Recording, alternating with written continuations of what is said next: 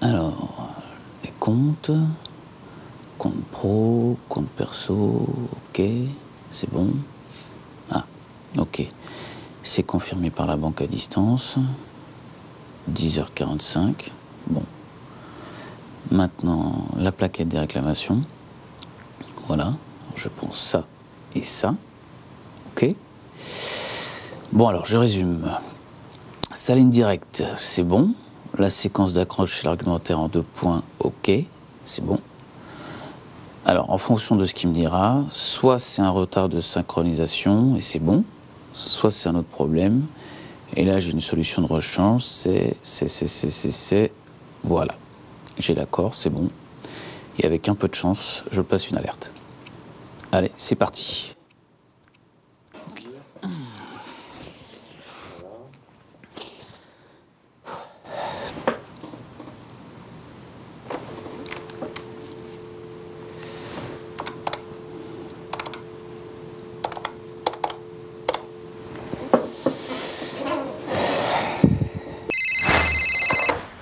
Christian Hussard.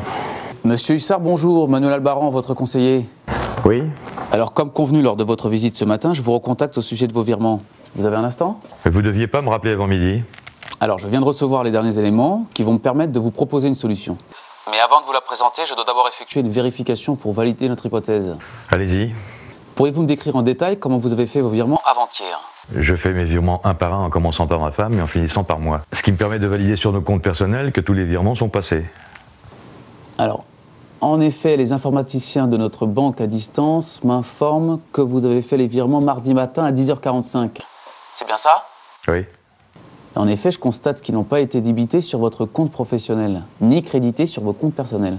Alors, la question que je souhaitais vous poser, monsieur Hussard, c'est au sujet des comptes de vos employés. Avez-vous interrogé les salariés dont les comptes ne sont pas détenus par notre banque ? Ont-ils reçu votre virement ? Reçu ou en cours de réception, visible sur Internet ? J'en sais rien et je me vois mal leur demander, je suis censé le savoir. Il y a un avantage à leur poser la question, et peut-être aussi une solution pour vos virements. Bon, allez-y.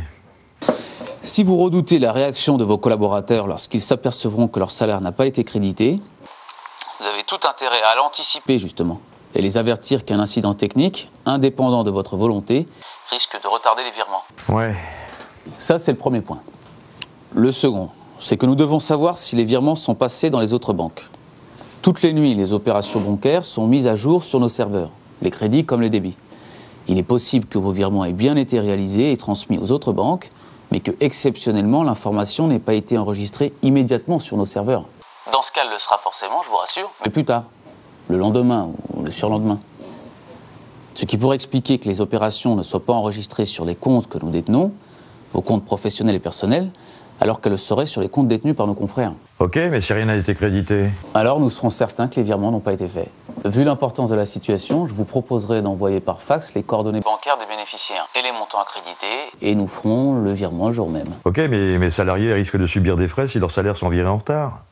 Qu'est-ce que vous pouvez faire ? Compte tenu de la situation, et exceptionnellement, j'ai obtenu l'autorisation de ma hiérarchie de prendre à notre charge d'éventuels frais bancaires sur les comptes de vos salariés. Cela comprend les intérêts débiteurs et les frais de rejet sur les prélèvements. Je vous confirmerai ce point par mail dès la fin de notre entretien. Ok, mais ça résout pas le problème. Qu'est-ce qu'on fait si ça recommence ? En fonction de ce que nous constaterons les prochains jours, nous aurons suffisamment d'informations pour comprendre l'origine de l'incident et y remédier définitivement.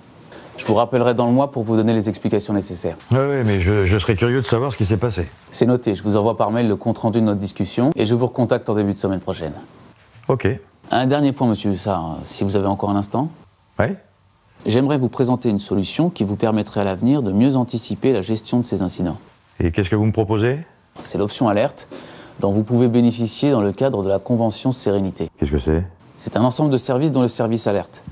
Je souhaitais prendre rendez-vous pour vous présenter cette offre, justement. Et ça coûte combien ? Je vous présenterai tous les détails de l'offre lors de notre rendez-vous.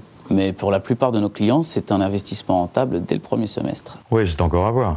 Alors justement, je vous propose un rendez-vous qui vous permettra de l'évaluer sur des bases concrètes. Je peux passer mardi ou mercredi en fin de journée. Non, attendez. Plutôt mercredi, à partir de 17h. Mercredi 17h, c'est noté, monsieur Hussard. Je vous confirme le rendez-vous par mail. Ok. Très bien. J'attends donc votre appel dans l'heure pour savoir si les comptes de vos collaborateurs ont été crédités. Si ce n'est pas le cas, vous m'enverrez donc par fax le détail des virements que nous ferons aujourd'hui même. Et nous avons rendez-vous mercredi à 17h en vos locaux pour travailler sur l'ensemble de votre gestion. Souhaitiez-vous voir d'autres points, monsieur Hussard? Non, c'est bon. Si déjà on fait tout ça, ça sera bien. Je vous remercie pour votre attention, monsieur Hussard, et j'attends votre appel. Ok, je vous rappelle. Au revoir. Au revoir, monsieur.